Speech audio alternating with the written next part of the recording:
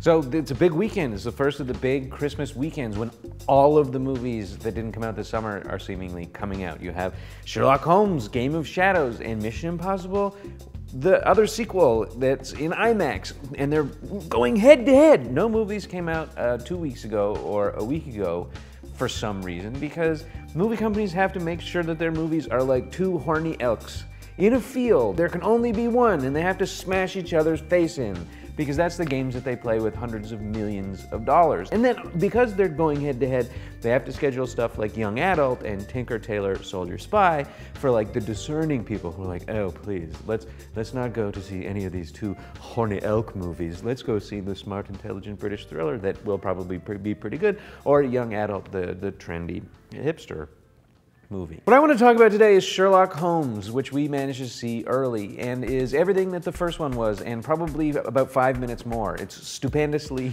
long. It's over 2 hours long, and it doesn't really need to be. There's a whole bunch of nits that you can pick with this film. It's got a series of repetitive fight scenes where characters, including Sherlock, plan out the fight in their head before they actually do the fight. And that was cool the first time.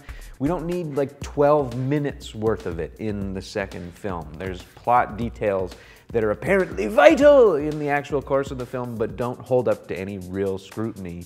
The scrutiny that, you know, fans of mystery novels say the works of Arthur Conan Doyle writing about the brilliant detective Sherlock Holmes would be apt to pick apart. There's an annoying character deletion really early in the first act where somebody that you think, oh, I really like that person, it's too bad they're not in the movie anymore, occurs. And that feels like somebody's reaching into your wallet and sneaking money out of it. That being said, those are all nits, because the movie fundamentally is pretty entertaining and really well done. There's one scene in the middle, the trailer draws a bunch of shots from it, where they're running through a forest, and it lets director Guy Ritchie go totally crazy with all of his really cool camera tricks, including one that goes by so quickly that, you know, on one hand there's no real reason for it to be in the film other than it looks cool, where, you know, the bad guy's running through the forest and the camera's shooting him in profile, except the camera is locked to the orientation of his head somehow. Like that snorri cam thing that they used originally in the Smashing Pumpkins video in 1979. If you've seen that, you know what I'm talking about, but it goes by so fast. It's just shot after shot after shot of super slow motion with frozen wood particles, and it's all really cool. But what makes it work fundamentally is Robert Downey Jr. And this is where I want to talk about, you know, what you should watch instead, and the idea of actors' salaries. This movie does not exist at all without Robert Downey Jr. And he's getting paid some, you know, obscene amount of money, $15 million, plus I'm sure a chunk of the back end to be in this movie. But realistically, and this is really hard to say, especially at a time when millions of people are occupying Wall Street because they have no money, he should be paid over $100 million. He should be paid maybe $200 million.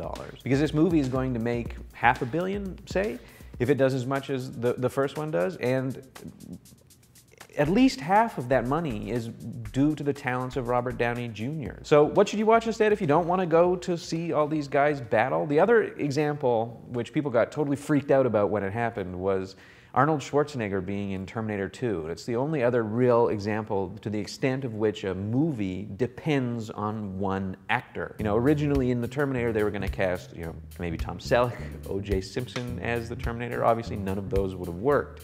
And it was Arnie that made it work, and it was him that made the sequel work. And somebody did the math a little while ago and figured out that he got paid $15 million, and he only said 700 words of dialogue total, meaning he got paid $22,000 per word. Hasta la vista cost $80-some thousand just to get him to say that. But is it worth it? Obviously it's worth it. He probably should have been paid, you know, $150,000 per word, because what would they have done without him in that movie? It's only politeness that stops him from asking for $200 million.